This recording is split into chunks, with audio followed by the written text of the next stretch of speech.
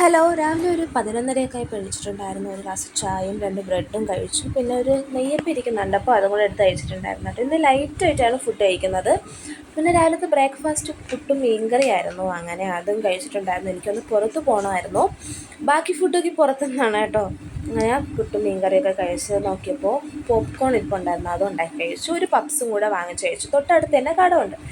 ഇനി ഞാൻ എൻ്റെ മാമിയുടെ വീട്ടിലേക്ക് പോയപ്പോൾ അവിടെ അപ്പവും നല്ല മട്ടൻ കറിയായിരുന്നു കേട്ടോ. അങ്ങനെ അതും കഴിച്ച് അവിടുന്ന് ചോറ് കഴിച്ചിട്ട് പോകാമെന്ന് പറഞ്ഞതുകൊണ്ട് ഞാൻ പിന്നെ അവിടുന്ന് ചോറും കൂടെ കഴിച്ച് മോരറിയൊക്കെ ഉണ്ടായിരുന്നു. പിന്നെ വീട്ടിൽ വന്നപ്പോൾ നല്ല ഫിഷ് ഫ്രൈയും നല്ല മീൻകറിയൊക്കെ ഉണ്ട്. അങ്ങനെ വീട്ടിൽ നിന്നും കൂടെ ചോറ് കഴിച്ചിട്ടുണ്ടായിരുന്നു.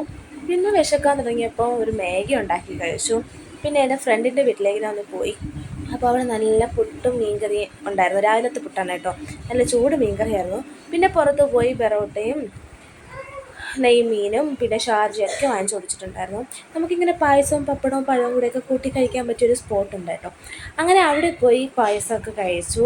പിന്നെ വീണ്ടും എനിക്ക് ചായ കുടിക്കാൻ തോന്നി. വീട്ടിലേക്ക് വന്നിട്ടുണ്ടായിരുന്നു കേട്ടോ. അപ്പോഴത്തേക്കും വീട്ടിൽ വന്നപ്പോൾ പെറോട്ട ഇതുപോലെ ചട്ടിയിലിട്ട് പൊരിച്ചെടുത്തിട്ടുണ്ട്. അതുകൊണ്ട് ചായയും പെറോട്ടയായിട്ട് കഴിച്ചു.